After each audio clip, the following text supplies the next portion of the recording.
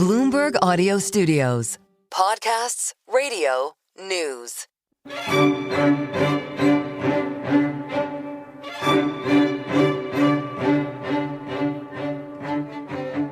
I'm Stephanie Flanders, Head of Government and Economics at Bloomberg, and this is Trumponomics, the podcast that looks at the economic world of Donald Trump, how he's already shaped the global economy, and what on earth is going to happen next.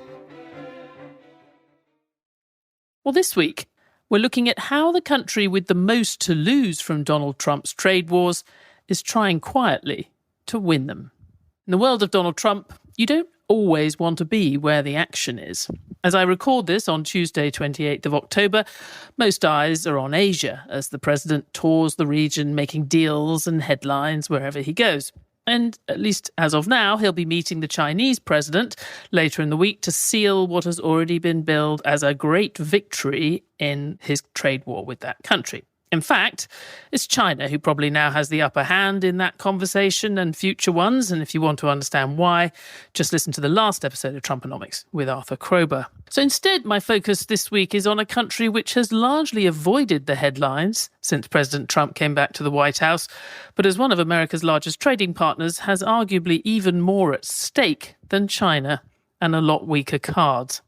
Mexico sends a whopping 83% of its exports to the US on some measures, and every time the president talks about blanket tariffs on the country, its economy shudders. Yet somehow that hasn't happened. There have been continual reprieves, and most of the credit goes to Mexico's president, Claudia Sheinbaum, now entering her second year. So how exactly has Mexico's first female president navigated the Trump era seemingly so skillfully? And what's at stake in her continuing to pull it off? Those are the questions we're answering in this episode, and because we're Bloomberg Economics, we've brought numbers. By our estimate, the difference for Mexico, for President Sheinbaum, between managing this right and managing it wrong over the next few years, we reckon comes down to more than $4,000 worth of additional economic growth for every man, woman and child in Mexico between now and 2030. So on the good scenario, Mexico could even end up growing faster than the US for the first time since 2008. Probably won't want President Trump to notice that, but as we're going to be hearing, that rosy outcome is indeed far from guaranteed. So let's get into it. Alex Vasquez is one of our economy and government reporters in Mexico City, joining me now. Alex, welcome. Thank you. Thank you for having me. And in New York is Felipe Hernandez, who covers Latin America for us at Bloomberg Economics. He's got more than 15 years' experience covering Latin America for Bloomberg, but also at firms including Banco Santander and Deutsche Bank.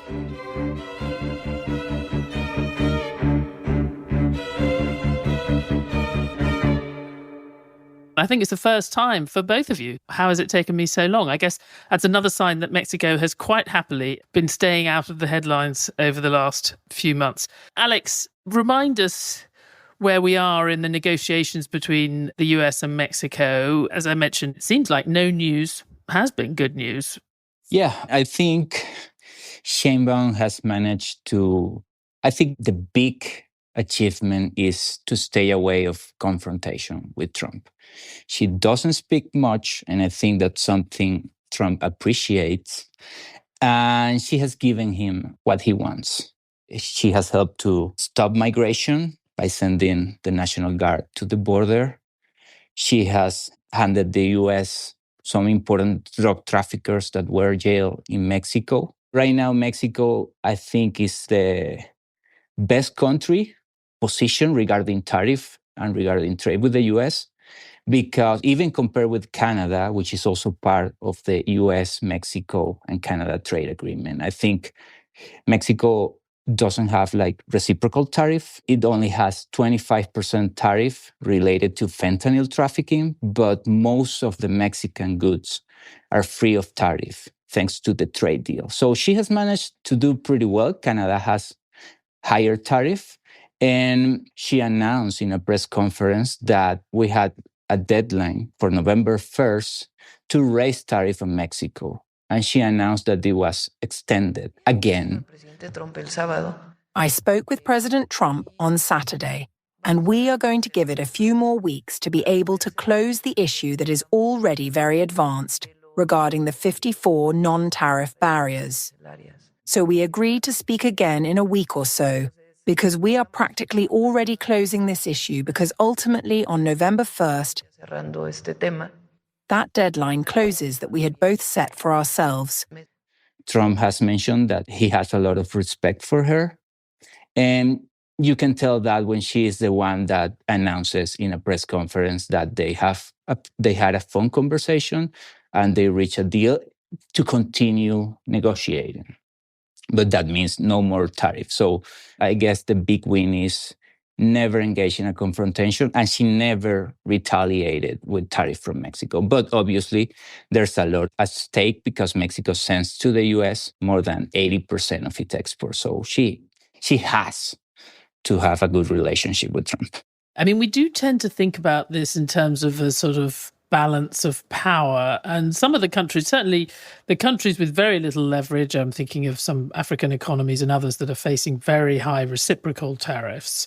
That does seem to be about America sort of using its raw force to impose things on other countries. Whereas we pointed out last week with China's been very good at using the leverage it has, it's particularly its control over these key parts of the global supply chain, these rare earth magnets. If you look at Mexico on the face of it, it's a much smaller economy. It has much less to bring to the table in these negotiations. You say she's given him everything he wants, but she hasn't given him anything on the trade front, which is obviously the most important for Mexico. Are there hidden forces that are tipping the balance economically in favor of Mexico in these negotiations? How has she managed to have this ongoing reprieves when, we're in China, they had to actually threaten all this other stuff to get that? Mexico is next to the US, and both economies are highly integrated. Sometimes to make a car or even a auto part, the same piece goes through the border several times. So I think a lot of US companies have operations in Mexico. We know the labor force is cheaper here. Mexico has a pretty good manufacturing. So I think Trump has faced a lot of pressure from different interests in the US. They pretty much don't want to have a bad relationship with Mexico because there's a lot of economic interest in Mexico. Does she ever talk about that? Does she ever speak directly to these big, car manufacturers and others and highlight the stake, or is she just letting them do the talking? Yeah, she always mentions, we have great car manufacturers in Mexico. Even US companies are here for General Motors. They have big plants here in Mexico, so it's not that easy to move production to the US in 4 years or in a year. So I guess a lot of people in the US know that, and that's why he's getting in the speech. It sounds good. The companies are coming here and they're leaving other countries and we're going to produce more in the US. But in reality, you need to have factories in Mexico. And she knows that. I guess that's her leverage. Even if he wants to, it's not that easy to move that production to the US in 1, 2, 3, 4 years. So, Felipe, we were quite interested in what was at stake for Mexico over the next few years in managing to dodge this particular bullet and indeed get some of her other policies right. And you've helped Bloomberg reporters, Alex and others, write a big piece that's coming out about Mexico being at a $500 billion crossroads. So talk us through a little bit, how much is at stake for Mexico in the next few years? Well, as you mentioned, we started by saying or acknowledging that Sheinbaum has been forced to deal with two very strong forces. One, external, which is dealing with all of Trump's immigration, security, and trade policies, and one which is domestic, which is Sheinbaum having to deal with AMLO's legacy. And AMLO's legacy has to do with his social programs. That's the previous president, López Obrador, who was known as AMLO. Correct. So she has had to deal with what he left, which were big social programs and state-centric economy and a couple of reforms that have concentrated power in the executive branch and taken away some power from both Congress and, more recently, the judiciary power. The exercise that we did was look at different scenarios about where would the Mexican economy would be 5 years from now under different assumptions. One assumption would be a positive scenario. That would be a scenario in which Mexico manages to avoid higher tariffs on its exports to the U.S. and in which President Sheinbaum implements economic policies that are more market-friendly than those implemented by her predecessor, President López Obrador. And a negative scenario in which Mexico ends up with tariffs that are in line with the reciprocal tariff imposed on other countries. So that's a reciprocal tariff on 10% on top of the 25% fentanyl-related tariff, and in which President Sheinbaum implements domestic economic policies in line with those that were implemented during the term of López Obrador in power. And the results that we found is that assuming that an average economic growth in the U.S. of around 2%, over the next 5 years, Mexico would grow by an average 2.2% every year, so slightly above U.S. growth. That by the end of that 5-year forecast period would imply that Mexico's GDP would be roughly 4.8, almost 5 percentage points higher than in the status quo scenario. On the other hand, if Mexico ends up with reciprocal tariffs and economic policies that are fairly rated as market and friendly, then average economic growth over this 5-year period could be close to zero.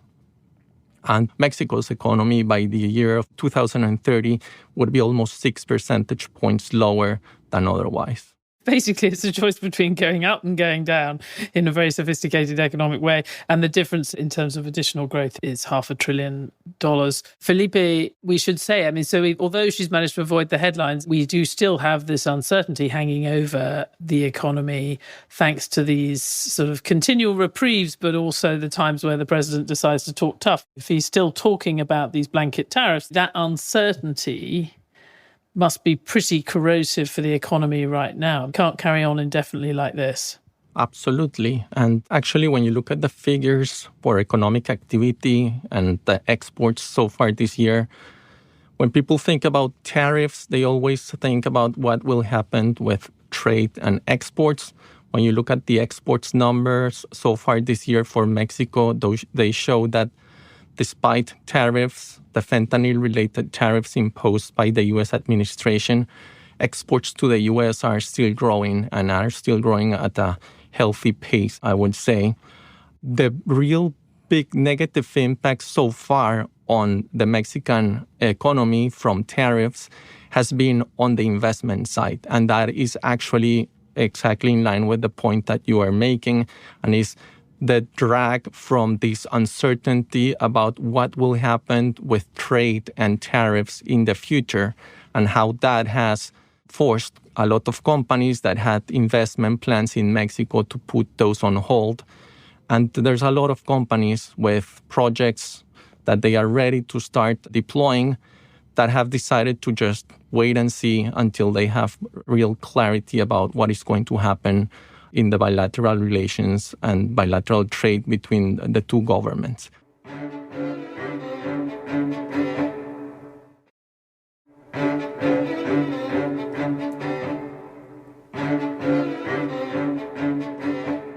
Felipe, if you just look at the way things have gone this year and the way that President Sheinbaum has managed to navigate this so far, would you say that the friendshoring model was still alive and you wouldn't count it out just on the basis of what actually happened this year, as opposed to just the rhetoric of Donald Trump? Yeah, I would say that there's a big pipeline of investment projects, a lot of them that were born under the nearshoring boom and all of the expectations about how Mexico could benefit from these.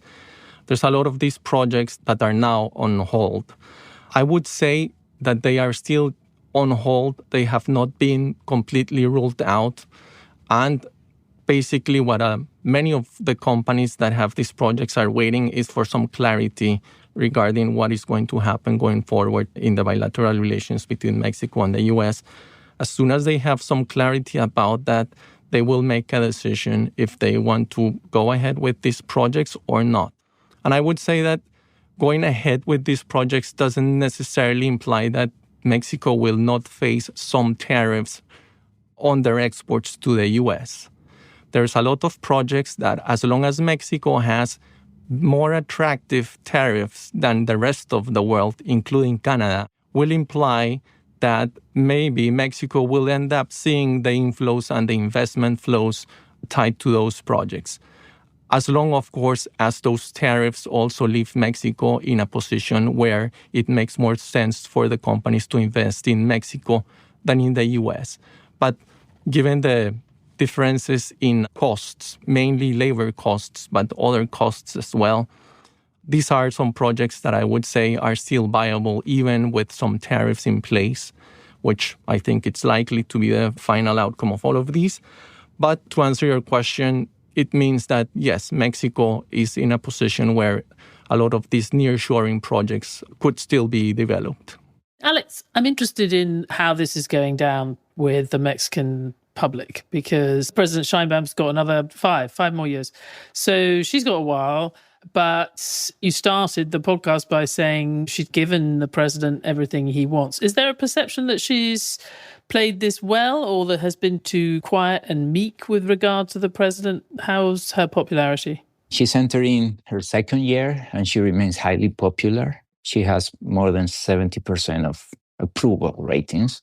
Sometimes, according to some polls, around 80% of approval rating. So quite a lot more popular than President Trump. Or indeed most other leaders. Yeah, even than López Obrador, which is crazy, right?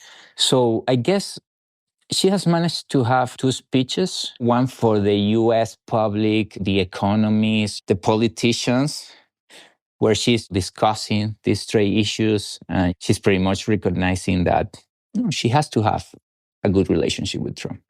But she also has another speech for the base. And that's pretty much Mexico is a sovereign country.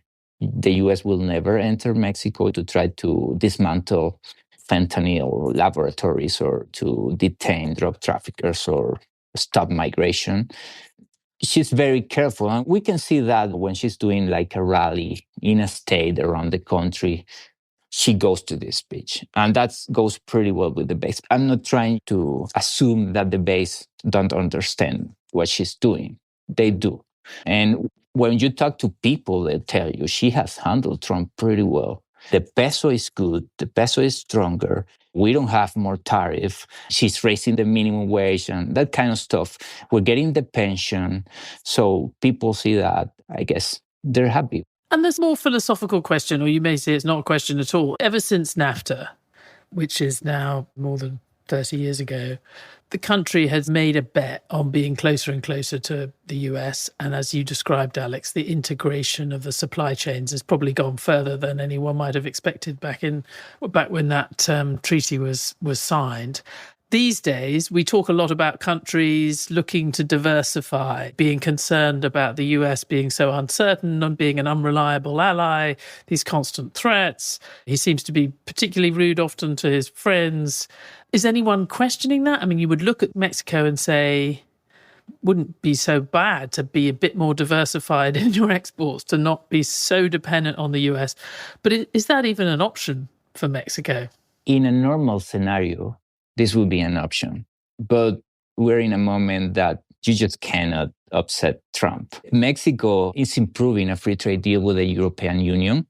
They've been working on that. They're trying to have more cooperation and more trade with Brazil, for example, which is a huge country, but they're pretty shy about it. Even Canada, Carney has sent to Mexico his main ministers trying to reach a better bilateral deal between both countries to be stronger for trade negotiations. And what has been the U.S. response has been like, oh, maybe the USMCA negotiation will be bilateral instead of trilateral, because he knows that they're stronger together. So I guess that's one of the complicated issues. Everybody knows that Mexico should diversify its economy. I think the government is trying, it's being shy, but it's trying. But it's hard because if you're sending 80% of your exports and you're a manufacturing country, you cannot upset your northern neighbor. Yeah. If you allow me adding one more thing about that, and is that, yes, as Alex mentioned, government officials and people in Mexico would like to have a better diversified trade. As you mentioned, and as Alex was explaining, it's now probably not the best time to do it. And there's serious worries about what would happen to Mexico if you jeopardize at all the trade relations with the U.S. And because of all of those constraints and concerns, actually, along with the budget for 2026, the government submitted a proposal to impose tariffs on imports from China and other countries into Mexico, countries with which Mexico doesn't have a free trade agreement. Was that for after US pressure, do you think? What do you think was driving that? It's well known that the U.S., as part of negotiating with Mexico, wants to make sure that Mexico implements some trade barriers with China in order to make sure that China is not using Mexico and third countries to circumvent the tariffs that the U.S. has imposed on China. There's a lot of talk and actually some evidence that shows that exports from China to Mexico have sharply increased in the last couple of years, which coincides with the increase in U.S. tariffs on imports from China. And that has all inspired or points to some triangulation of exports from China through Mexico that finally end up in the U.S. to avoid U.S. tariffs. The U.S. is aware of this and has asked to Mexico to take steps in order to prevent this. And the initiative for Mexico to impose tariffs on their imports from China is pretty much aligned with that. I think is part of Mexico's attempt to have something to show to the U.S. about their willingness to cooperate and their hope that with steps like those, they are showing the commitment that they have to the bilateral relationship with the U.S., and then they are willing to compromise in order to secure that the free trade agreement with the U.S. will remain in place once it's reviewed next year. Yeah, and I'm glad Felipe mentioned that, if I may, because she sent this proposal to Congress. We're talking about more than 1,000 categories of products, including steel, toys, textiles, shoes, you name it. We have a lot of stuff. But this, you would expect that Congress would pass it right away because they have the majority. They decided to delay the discussion. And I've been talking to several lawmakers from the ruling party, and I guess this is when, these old school groups from López Obrador, they're not that happy to raising tariff on China because they want to have a good relationship. You're cutting off your options. Yeah, that's right. And they want to keep a good relationship with China. So this is a perfect example that maybe she doesn't have a strong real opposition, but within the party, she's not free to do whatever she wants. So they're discussing this, trying to move the numbers a little bit so this doesn't look too bad for China, still pleases Trump. So that's the balance. Both of you, just very quickly, if people who are not tuning in to Mexico very often, maybe occasionally see President Sheinbaum come in a viral clip when she's talking about the Gulf of Mexico versus the Gulf of America, are there potential flashpoints in the next few months that we should look at? Because we've talked about a very narrow line that she has to walk between some of this kind of internal opposition, not very much, but some concern and instincts versus the pressure from the US and the vital importance of that trading relationship. What are the things to watch out for over the next few months to know how this is going to go? I would pay attention to two things, or basically one, acknowledging that the external front is very important, but on that front, the final decision really, or I would say 75% of the decision or the outcome on that front is not under Sheinbaum's control, but on the White House and President Trump. So yes, keep an eye on that, but be aware that Trump is still probably the one that will decide the end result of that, with some input from Sheinbaum and, of course, a lot based on how Sheinbaum deals with Trump, which until now she has done fairly well, and therefore I would assume she will continue to do, and I'll be not so worried about what Sheinbaum does about the trade relation with the U.S., but more about what Trump does on that front. I would pay more attention to what Sheinbaum says regarding domestic economic policies, how much Sheinbaum really moves away from the attacks from her predecessor, López Obrador, attacks against the private industry and private investment, how, at least from what we have seen so far, she keeps moving forward with a more market-friendly economic policy framework, which is starting to generate a little bit more of confidence and optimism domestically among private investors. As long as she keeps moving in that direction, I would say investors and people that follow Mexico could be a little bit more optimistic about Mexico's outlook. And as we have discussed so far in this podcast, she still has to strike a balance between the more market-friendly economic policies and those policies that her predecessor was implementing, which were not that friendly, but that she needs to make sure that she keeps his support to make sure that governability doesn't turn into an issue for her. Yeah, I agree with what Felipe is saying. I think in the external front, the only thing we should expect probably for the next 3 years is uncertainty. We don't know what's going to happen. I think markets are reading pretty well what's going on. We're seeing the peso very strong, the Mexican bonds. So I think the market is reading that. I think the current deal we have is good for Trump. That's why it hasn't changed. It seems like he came to power yesterday, but it's been almost a year. So I don't think things are going to change much for Mexico. Obviously, we have the free trade review, and we should keep special attention to that.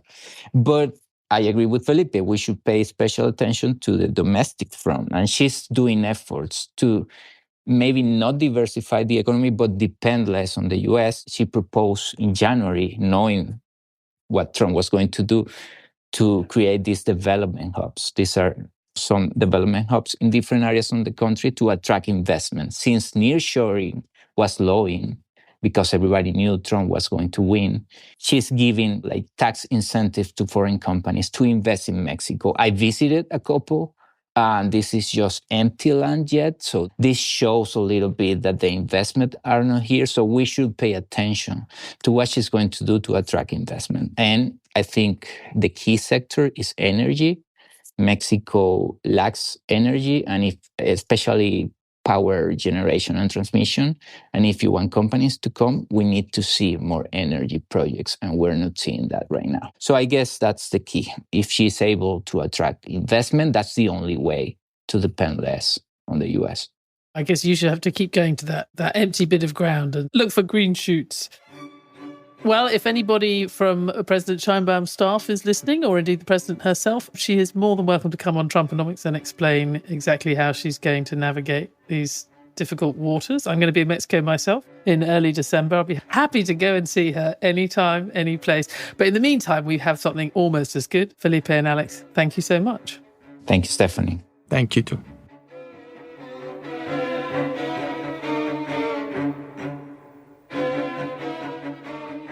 Thanks for listening to Trumponomics from Bloomberg. It was hosted by me, Stephanie Flanders, and I was joined this week by Bloomberg's Alex Vasquez and Felipe Hernandez.